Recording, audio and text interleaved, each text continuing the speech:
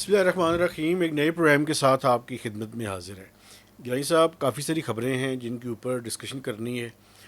ایک تو سب سے پہلے ایف بی آر کا جو ٹارگٹ ہے, جو کہ 30 جون کو انہوں نے اچیو کرنا تھا 2 دفعہ ریویژن کے بعد, وہ ایف بی آر نے اچیو کر لیا ہے. اس کی ڈیٹیل میں آپ کے سامنے رکھوں گا. دوسرا ٹاپک جو ہے وہ ورلڈ بینک نے آج ایک بڑی امپورٹنٹ رپورٹ جاری کی ہے, جس میں این ایف سی کے فارمولے کے اندر بنیادی تبدیلیاں کرنے کی انہوں نے کہا ہے پاکستان کو کہ اس میں بنیادی قسم کی تبدیلیاں کر دی جائیں. تیسرا ٹاپک جو ہے وہ آپ کو پتہ ہے کہ ریمیٹنسز جو ہیں وہ پاکستان میں ابھی تک کوئی 38.9 بلین ڈالرز کو ٹچ کر چکی ہیں مئی تک, اور جون کا نمبر ابھی آنا باقی ہے جو کہ ڈیفینیٹلی 40 بلین ڈالرز کو کراس کر جائیں گی.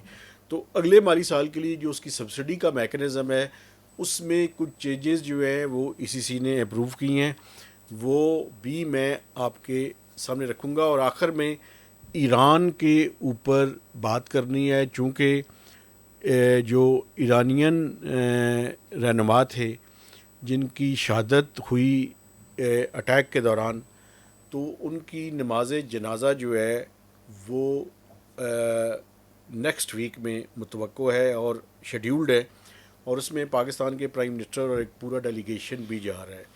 تو سب سے پہلے آپ جو ہے میرے خیال میں ایران سے ہی شروع کر دیں, پھر تمام ٹاپکس پہ بات نہیں، کر میرا لیتے خیال ہے ہیں. ایران پہ اب تو دیکھیں معاملات آگے چل رہے ہیں خیریت سے.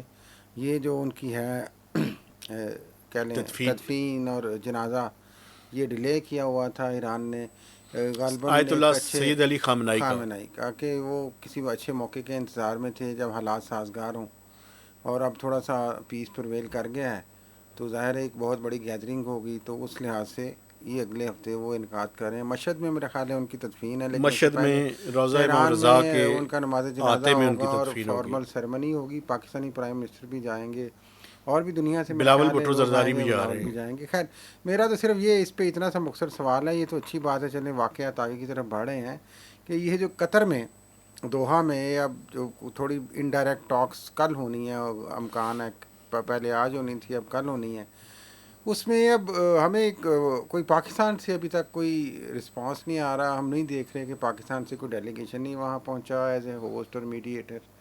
تو یہ میں ایک سوال آپ کے لیے چھوڑے جاتا ہوں, ایسا کیوں ہے؟ ہو سکتا ہے کوئی مصروفیت ہو یا کیا معاملہ ہے. تو اس کے علاوہ تو میرے پاس اور کوئی آپ سے سوال نہیں ہے اس حوالے سے. دیکھیں, میرا خیال یہ ہے کہ چونکہ کچھ گلف کی اسٹیٹس نے کچھ ممالک کہہ رہے ہیں کہ انہوں نے پیسے دینے تھے, وہ پھر انکار کر رہے ہیں. کچھ اس طرح کی درمیان میں کوئی بات چیت ہے, لیکن ابھی تک کوئی سالڈ کوئی چیز ہاں, سامنے نہیں آئی. ابھی تک جو انیشیل ابھی اسٹیٹمنٹس آ رہی ہیں یا سننے میں آ رہا ہے کہ شاید at least out of $6 billion جو قطر کے پاس ہیں, شاید $3 بلین کہہ رہے ہیں وہ اس ہفتے ریلیز کر دیے جائیں. بٹ وہ لیٹس سی. وہ میں یو تو اے بھی کوئی پیسے دے رہے ہیں, وہ پتہ نہیں, وہ تو جب دے گا تو پتہ چل جائے گا. وہ انکار کرتے ہیں, میں وہ تو کہہ کہہ رہا رہے تھا ہیں کہ دے رہے ہمارے ہیں. پیارے فیلڈ مارشل اور وہ شہباز شریف صاحب اور محسن نقوی صاحب دوحہ نہیں پہنچے, تو کوئی وجہ ہوگی, کیا وجہ ہوگی. خیر محسن نقوی صاحب کہاں گئے ہوئے ہیں وہ ویسے؟ سعودی عرب گئے ہوئے ہیں ویسے, کچھ اور چکر میں لگ رہے معاملات ہیں. خیر یہ ہم ادھر نکل جائیں گے, آپ سیدھے آ جائیں پہلے جلدی سے ایف بی آر کی طرف, جو کہ آپ کا فیوریٹ ٹاپک ہے. اس کے بعد ہمیں ریمیٹنس کا بتائیں, اور تھوڑی سی بات آپ پلیز پیٹرول کی پرائسز پہ بھی کریں, کہ وہ کمیٹی بن گئی ہے, وہ بھی مجھے اینڈ پہ تھوڑا سا بتائیے گا. اچھا سر, یہ جو ایف بی آر کا ہے, پچھلا مالی سال جب پارلیمنٹ سے بجٹ اپروو ہوا تھا تو 14,130 ارب روپے کا ٹارگٹ تھا. اس کو ایک موقع پہ آ کے 13,979. تقریباً 1,000 کا شارٹ فال نہیں, تھا. سن لیں پوری بات سن لیں, پھر اس کے بعد آپ بتائیے گا. اس کو ریوائز کیا گیا. اس کے بعد جب آئی ایم ایف کی ٹیم آئی ہوئی تھی چند ماہ پہلے, تو حکومت پاکستان نے ریکویسٹ کی تھی کہ آپ ہمارا ٹارگٹ جو ہے وہ کم کر دیں, لیکن آئی ایم ایف نے اس ٹائم کہا کہ ہم آپ کا ٹارگٹ کم نہیں کریں گے.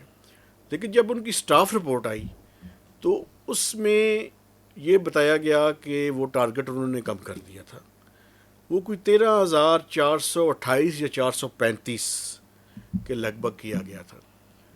اور وہ بھی انہوں نے اپنی رپورٹ کے اندر جو کہ بجٹ سے پہلے جاری کر دی تھی, جس کے نتیجے میں پاکستان کا جو لون ہے وہ اپروو ہوا تھا، لیکن حکومت پاکستان نے جب بجٹ کا ڈاکومنٹ دیا، ادھر جی جی دیکھیں جی جی جی وہ جو آپ نے کہا تھا انہوں نے بڑی وہ کاریگری کر کے وہ پیش کیا انہیں. جی، تو وہ اس میں ٹارگٹ کو مزید کم کر دیا، اور وہ ٹارگٹ کر دیا 12,983 ارب روپے.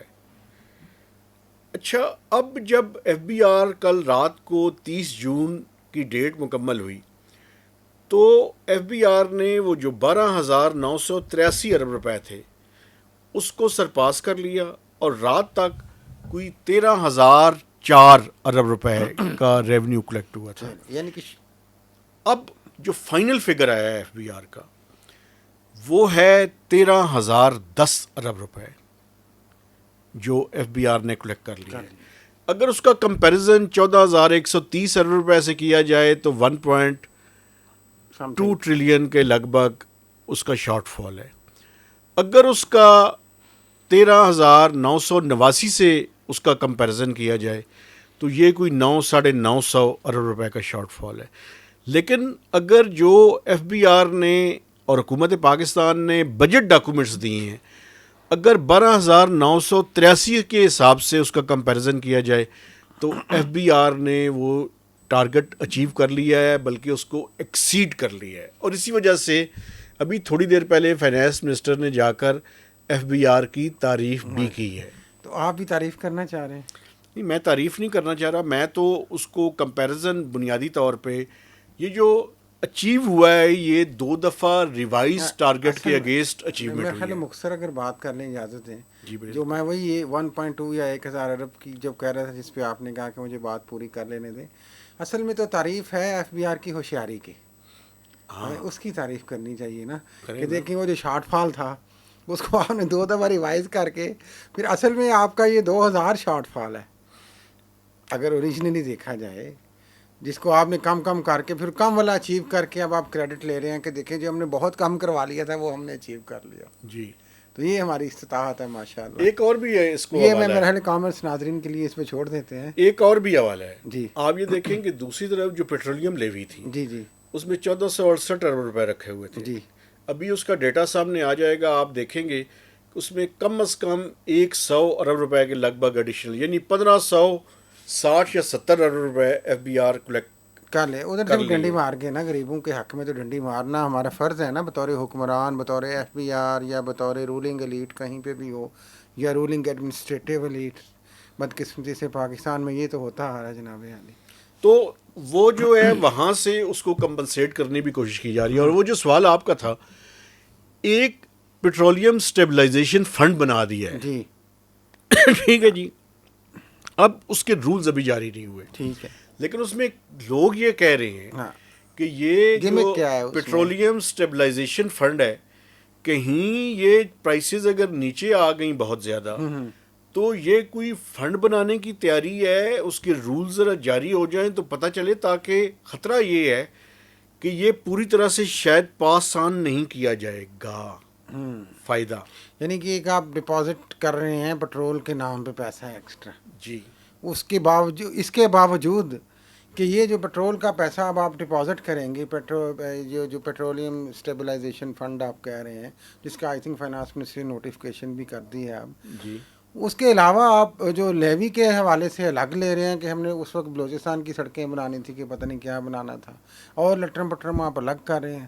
تو کسی طریقے سے نتیجہ یہ میرے خیال میں نکلتا ہے، آپ تو خیر اکنامیکلی بتا دیں، میں پبلکلی بتا دیتا ہوں، کسی طریقے سے یہ جو ہم نے برڈن پاکستان کے عوام پہ ڈال دیا پیٹرولیم کی پرائسز کا، اور یہ ہم لوگ چونکہ احتجاج پہ نہیں نکلے ظاہر ہے تو یہ ہماری کمزوری ہے.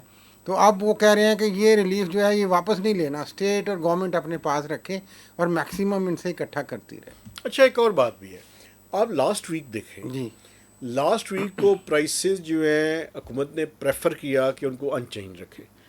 اچھا، جو اس کی جسٹیفیکیشن انہوں نے دی، انہوں نے کہا جی چونکہ اس سے پچھلے ویک ہم نے پرائسز کو زیادہ کر دیا تھا، پاس آن کر دیا تھا جتنی بنتی نہیں تھی، تو اس وجہ سے ہمیں یہ پرائسز ان چینج رکھنی پڑی ہیں. لیکن میں آپ کو ایک بات بتاؤں، ایک بنیادی نقطہ ہے جو کہ میں بیان کرنا چاہتا ہوں. دیکھیں، آپ کی ایک پورے میکنزم کی کریڈیبلٹی کے اوپر سوال آتا ہے.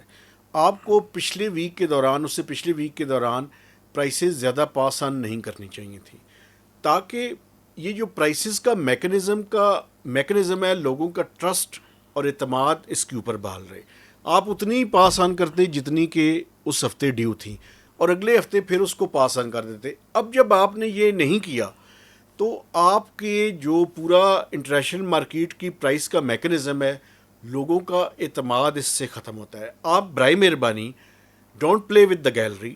آپ اتنی پاس آن کریں جتنی انٹرنیشنل مارکیٹ میں کم ہوتی ہیں، لیکن یہ اسٹیبلائزیشن فنڈ بنا کر لوگوں کے ساتھ زیادہ ہوشیاری کرنے کی کوشش نہیں. اصل میں تو میں یہی کہہ رہا ہوں کہ عوام کے ساتھ انہوں نے کرنی ہے ہوشیاری بھی، چالاکی بھی، عوام کو لوٹنا ہے. سیدھی سی میں بات کرنا چاہ رہا ہوں کہ آپ پاس آن کریں جو آپ نے فرمایا ابھی، یہ حکومت کا جو آپ نے موقف بیان کیا ہے کہ جناب چونکہ ہم نے زیادہ کر دیا تھا، تو جب آپ نے 400 کیا تھا یا جب آپ نے جنگ شروع ہوتے ہی بڑھا دیا تھا 400 تک، اس وقت کون سی آپ ایکویلنس کر رہے تھے جناب؟ ایک اور بات بھی ہے، اس وقت تو آپ کے پاس اسٹاک بھی پڑا ہوا تھا. دیکھیں علی پرویز ملک پیٹرولیم کے منسٹر ہیں، میں ان سے توقع رکھتا ہوں. اچھا، اس حکومت میں آپ ان سے توقع ہے، اس حکومت میں ینگ وزیر ہیں، ہمیں بھی ان سے کوئی توقع ہے، ٹرانسپیرنٹ ہیں. ہاں جی. میں سمجھتا ہوں کہ ان کو جو ہے وہ اس بات کا خیال رکھنا چاہیے، چونکہ اب میں پرسیپشن کی بات کر رہا ہوں، اور وہ پرسیپشن نہیں ہے، ویسے اس میں کچھ ریالٹی بھی ہے. جی.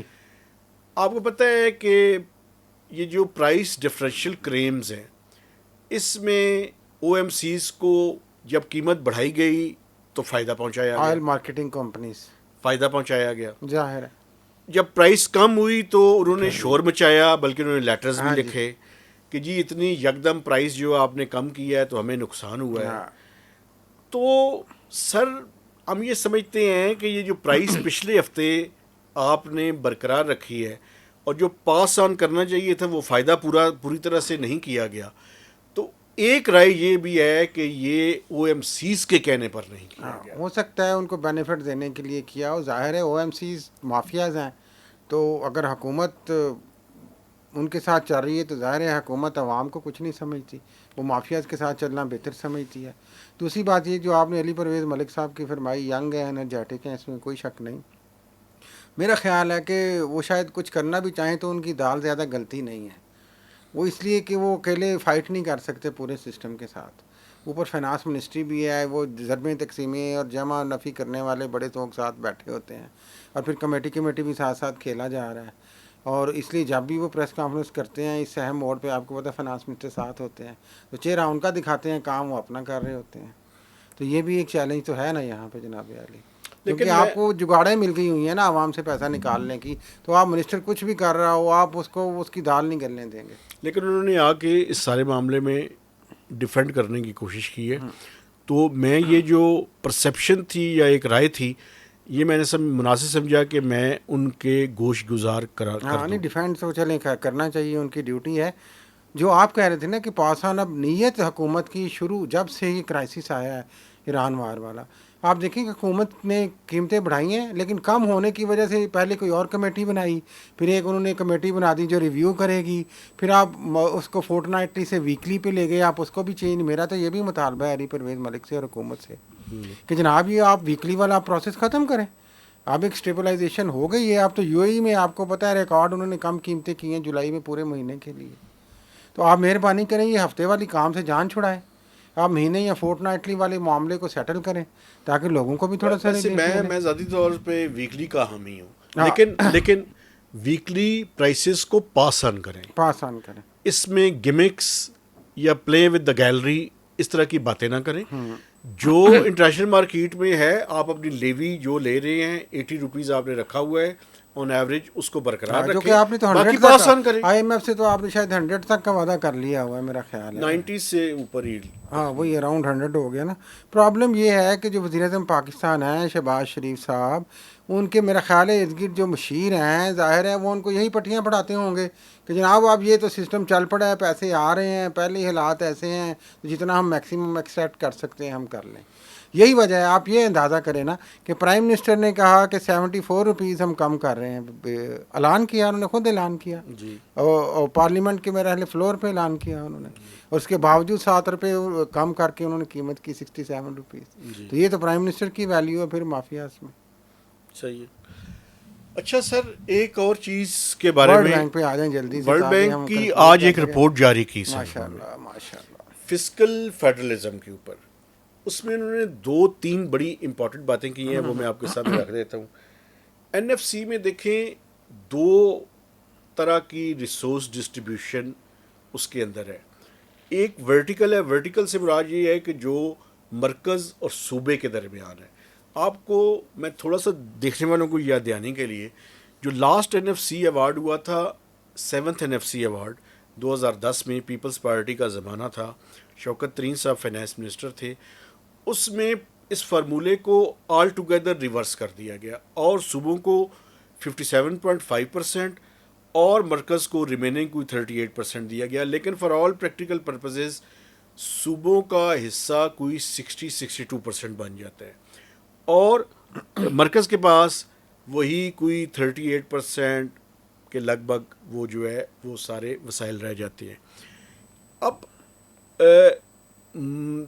ورلڈ بینک کے بقول انہوں نے یہ سجیسٹ کیا ہے کہ جب سے یہ 2010 سے لے کے آج تک 2026 تک، انہوں نے کہا ہے کہ پاکستان کا جب سے یہ ریورس ہوا ہے این ایف سی کا میکنزم، ورٹیکل ڈسٹریبیوشن کا میکنزم چینج ہوا ہے، تو پرپیچول ہے پاکستان کا ہائر فسکل ڈیفیسٹ. یہ تسلسل کے ساتھ ہے، یہ کم نہیں ہوا. دوسری جو انہوں نے بات کی، انہوں نے کہا جو ہاریزنٹل ڈسٹریبیوشن ہے، جس میں چاروں صوبوں کے درمیان وسائل تقسیم کیے جاتے ہیں، اس 57.5% جو شیئر جاتا ہے، اس میں انہوں نے کہا ہے جی پاپولیشن جو ہے وہ میجر چنک جو ہے وہ 80% زیادہ ویٹیج اس کی ہے. انہوں نے کہا ہے اس کو تبدیل کرنے کی ضرورت ہے.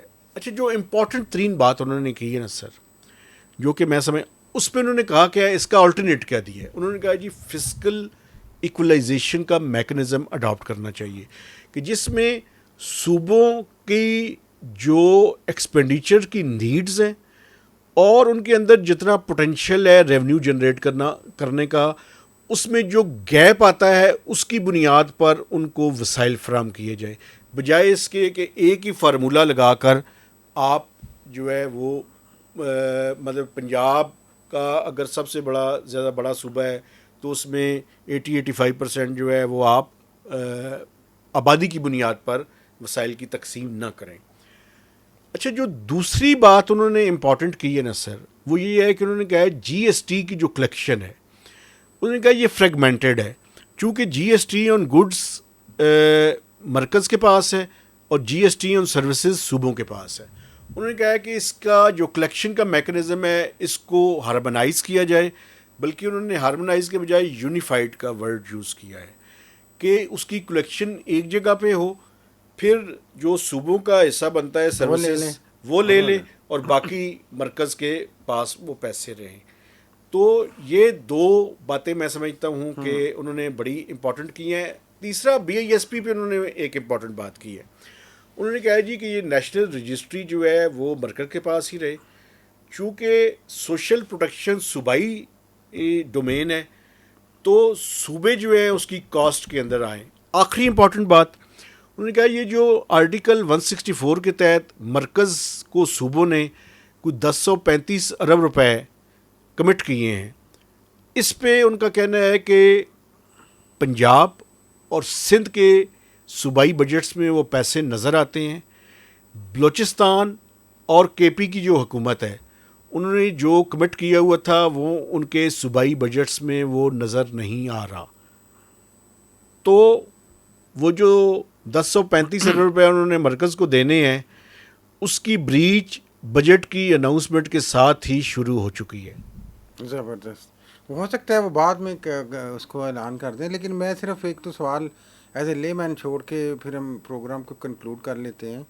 ایک تو بڑی ان کی مناسب ہے یہ جی ایس ٹی والی میرا خیال ہے تجویز، کہ ایک ہی جگہ پہ کلیکٹ کر کے پھر آپ ڈسٹریبیوٹ کر لیں رادر دین انڈیویجولی کر کے پھر کلیکٹیو کر کے پھر اس طریقے سے کریں.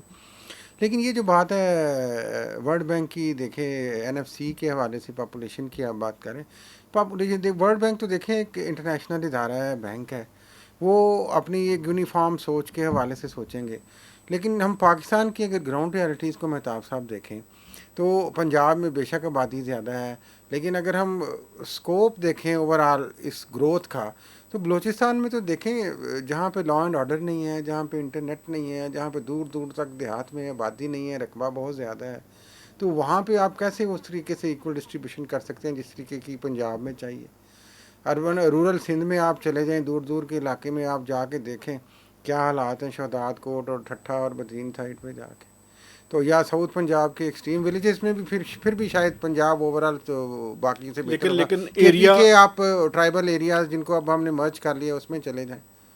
آپ ایک اور بات بھی دیکھیں بلکہ اس میں بہت سارے کویشچنز ہیں، صرف پاپولیشن کو نہیں ہمیں دیکھنا چاہیے، میں یہ عرض کرنا چاہ رہا ہوں۔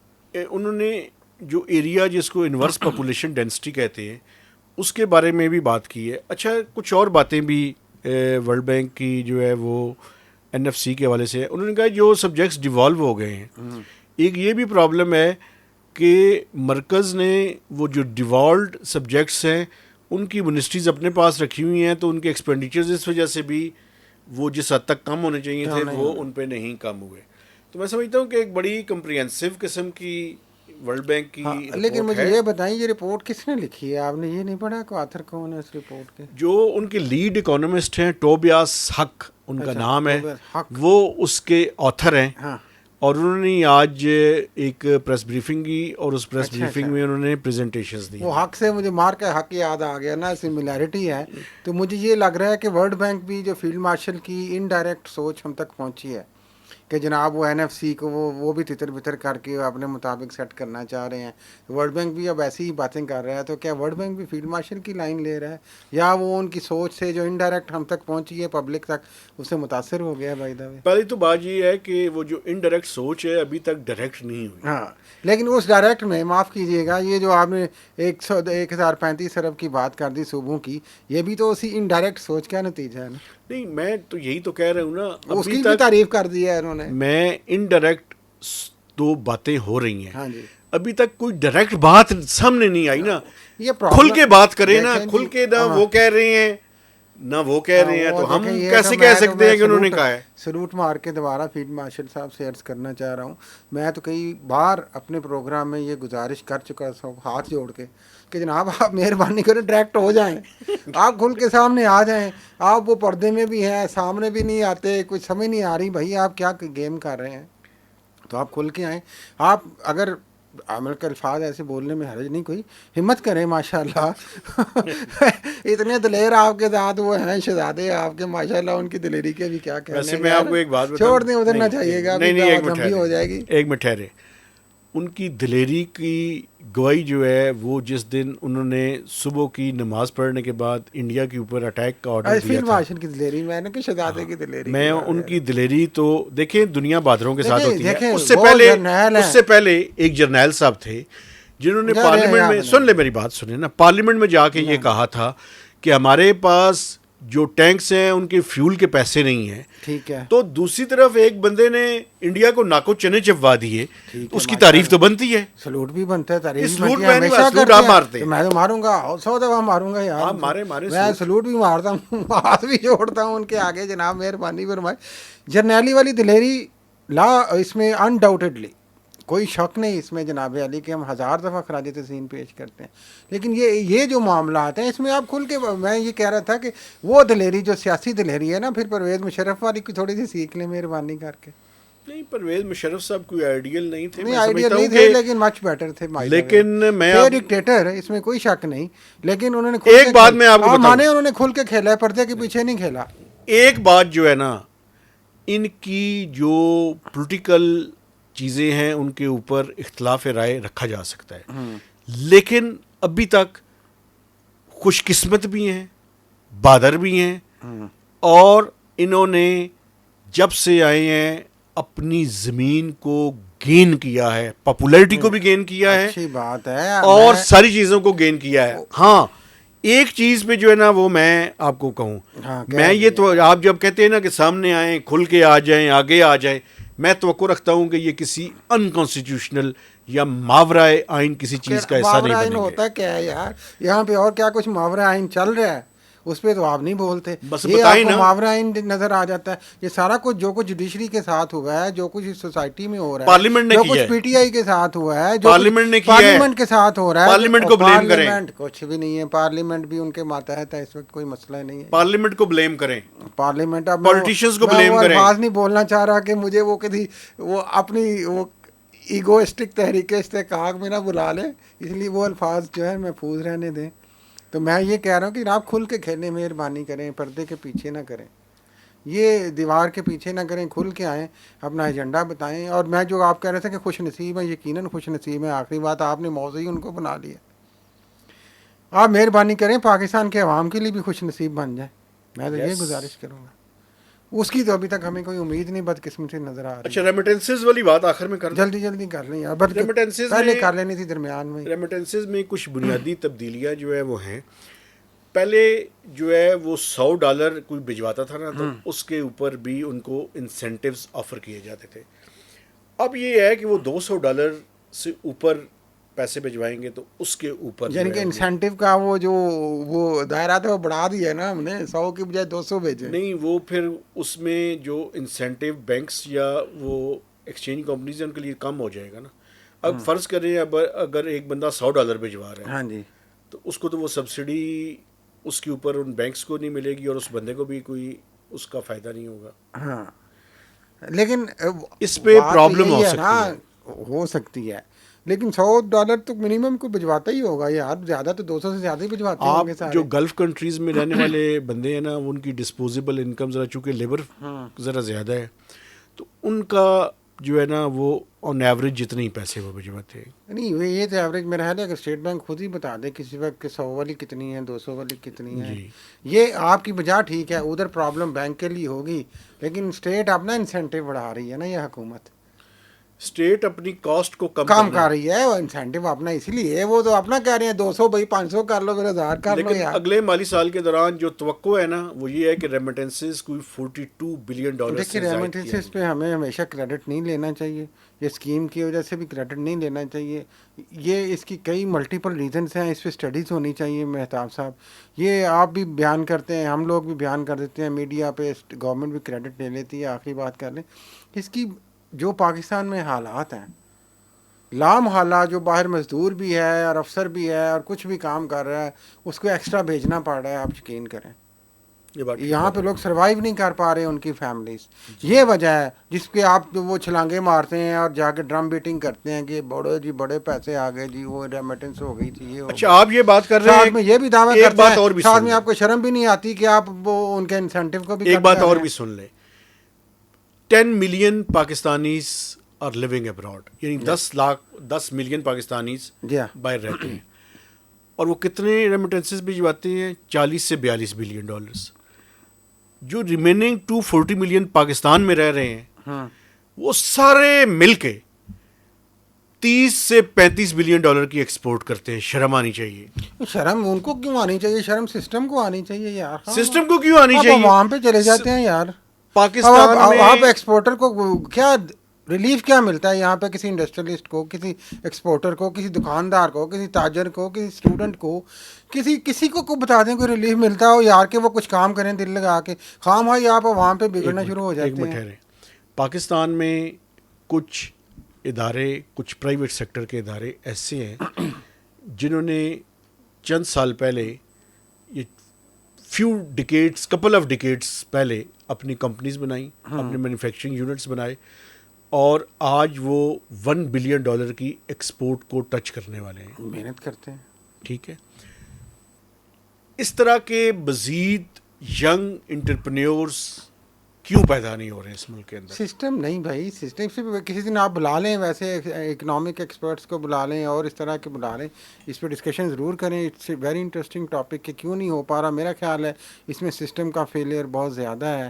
اس میں آپ کے رول آف لا کا, اس میں آپ کے گورننس سسٹم کا, اس میں آپ کے جسٹس سسٹم کا بہت بڑا فلا ہے.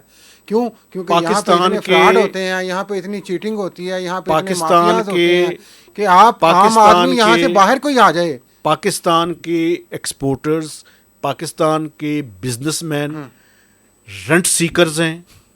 ٹھیک ہے, وہ کرپشن کر کے پیسے کمانا چاہتے ہیں. ٹھیک ہے, وہ محنت نہیں کرنا چاہتے, ٹھیک ہے, وہ انوویشن اور ریسرچ پہ نہیں کرتے, ٹھیک ہے, وہ کولیبریشن کے ذریعے پیسے کمانے کے عادی ہیں, ٹھیک ہے, وہ کوٹا کلچر سے باہر نہیں آئے, وہ اپنے خاندانوں سے باہر نہیں آئے. ٹھیک ہے, اس لیے اس ملک میں آپ زیادہ چیزوں کو آگے لے کر نہیں جا سکتے. یہ مینٹیلٹی جب تک ٹھیک نہیں ہوگی نا تب تک پاکستان کی ایکسپورٹس نہیں بڑھ اچھا سکتی. یہ مجھے بتا دیں آخری سوال, اس مینٹیلٹی کو, اس کرپشن کو, اس سارا جو آپ کہہ رہے ہیں ایک انسٹیٹیوشنلائز سسٹم ہے سارا نیگیٹیوٹی کا, اس کو انکریج کون کرتا ہے؟ سسٹم. بھائی جان میں کرپشن ہونے کون دیتا ہے؟ سسٹم. میں یہ نہیں کہہ رہا کہ نہیں بتائیں نا, سسٹم کی جس نے خرابی پکڑنا نہیں ہے. ہے وہ اگر سپاہی چور کے ساتھ مل جائے گا تو کیا انصاف ملنا ہے یار یہاں پہ؟ ایکسکیوزز سب کے پاس بہت ہیں, یار آگے وہ نکلتا ہے جو ان چلتی چیزیں ایکسکیوزز سے اوپر جا کے. چلیں آخری بات ہے, کبھی سروے کر لیجئے گا, آپ رپورٹر ہیں, آپ کے پاس تو خیر اور بھی اداروں کی رپورٹس آ جائیں گی کہ جتنے بہت بڑے, نہیں میں انویسٹرز کی بات کرتا, اوورسیز پاکستانیز جو پاکستان میں آ کے کام کرنا چاہ رہے ہیں, آپ کبھی سروے کیجئے گا کہ جو آ چکے ہیں وہ کس طریقے سے رولے ہیں اور جا کے انہوں نے لوگوں کو کیا بتایا ہے, اور جو وہاں بیٹھے ہیں وہ کیا سوچتے ہیں سسٹم کے بارے میں. پھر آپ بات کر لیجئے گا, میرا خیال ہے اجازت لیں. میرا خیال ہے کہ ہم آپس میں زیادہ آرگومنٹ کے اندر چلے گئے ہیں. بات آپ بھی ٹھیک کر رہے ہیں, بات میں بھی ٹھیک کر رہا ہوں, لیکن بنیادی طور پر جو آگے نکلتا ہے نا جی پرائیویٹ سیکٹر کے اندر, اس کے اندر سب سے بڑی خوبی یہ ہوتی ہے کہ وہ تمام مشکلات کو اور آرٹس کو عبور کر کے وہ آگے جاتا ہے. تو پھر مشکلات کو تو ایسے ہی عبور کرتے ہیں جیسے ملک ریاض نے کیا تھا. ملک ریاض جو ہے وہ اگر ان کی کرپشن کو ایک سائڈ پہ رکھ دیا جائے, فائلوں کو پہیے نہیں لگائے انہوں نے, تو میں تو یہاں پہ نہیں ہوتا. ایس آئی ایف سی میں کیا چیلنجز آ رہے ہیں انویسٹمنٹ کے حوالے سے, یہی نہیں آ رہے یار کہ آپ کے ریاض ملک جو ہے نا ڈپارٹمنٹس کے آرگنائزیشنز کے چیلنجز کیا ہیں. ایز این انڈیویجول جو ہے وہ گڈ انٹرپرینور پاکستان میں, اور عربی کیا کہتے ہیں آگے ہر ادارے میں کرپشن ہے بھائی, ہم کیا کریں. پاکستان میں ڈیسنٹ ہاؤسنگ کی ریکوائرمنٹس کو ریاض وہ ملک نے الگ پورا کیا ٹاپک ہے. میں تو سسٹم کی بات کر رہا ہوں نا. کیا آپ کے انویسٹرز یہ نہیں کہتے یار فلاں ادارہ فلاں ادارہ فلاں ادارہ پاکستان میں ہماری جان چھڑاؤ, یہ نہیں کہتے؟ بلیم گیم بہت زیادہ ہے. بھائی یہ نہیں کہتے کیا ادارے؟ وہ کہتے ہیں کام نہیں کرتے نا. یہ ناظرین پہ فیصلہ چھوڑتے ہیں, وہ کیا رائے دیتے ہیں لوگوں کو. آپ جو ہے نا آپ you are playing with the gallery, یا آپ ہمیشہ لوگوں کو خوش کرنے کی بات کرتے ہیں. میرا کام لوگوں کو خوش کرنا نہیں ہے, میرا کام لوگوں کو ناراض کرنا ہے. ٹھیک ہے جی, چلیں جی, کوئی بات نہیں. ٹھیک ہے, آپ میں ناراض کرتا رہوں گا, آپ خوش کرتے نہیں. رہیں. میں کوئی غلط, اگر میں نے کوئی غلط سوال کیا ہے تو میں جناب ناظرین بھی بتا دیں میں نے غلط سوال کیا ہے یار, کہ آپ نے جو کہا کہ یہ لوگ یہ نہیں کرتے وہ نہیں کرتے, تو اس میں لوگوں کا کتنا قصور ہے, سسٹم کا کتنا قصور ہے؟ سسٹم کا قصور زیادہ ہے. بس یہی میں عرض کر رہا تھا, اجازت لے لیں. لیکن پھر بھی جو سسٹم کی خرابیوں کے باوجود اس سے آگے نکل جاتا ہے, ترقی وہی کرتا ہے. اصل میں لوگوں کا قصور, اصل میں لوگوں کا یہ نا پھر کہ کیوں یہاں رہ رہے ہیں, یہ آپ کہنا چاہ رہے ہیں. لوگوں کا قصور یہ ہے اور کہ آپ تو مجبوری ہے, وہ باہر بھی نہیں جاتے, وہ ایئرپورٹ پہ جا کے اتنی انویسٹیگیشن کرنا. لوگوں کا قصور یہ ہے کہ انہوں نے اس سسٹم کو قبول کیوں کیا. ہاں, باہر نکلیں, اپنے حق کے لیے لڑیں, سب سے اچھا پیغام تو یہی ہے. میں اپنے دیکھنے والوں سے گزارش کرنا چاہتا ہوں کہ ہمارے چینل کو سبسکرائب کریں, اس کی شیئرنگ کریں, اور میکسیمم اس کے اوپر کمنٹس بھی دیجیے. تو اجازت دیجیے, اللہ حافظ.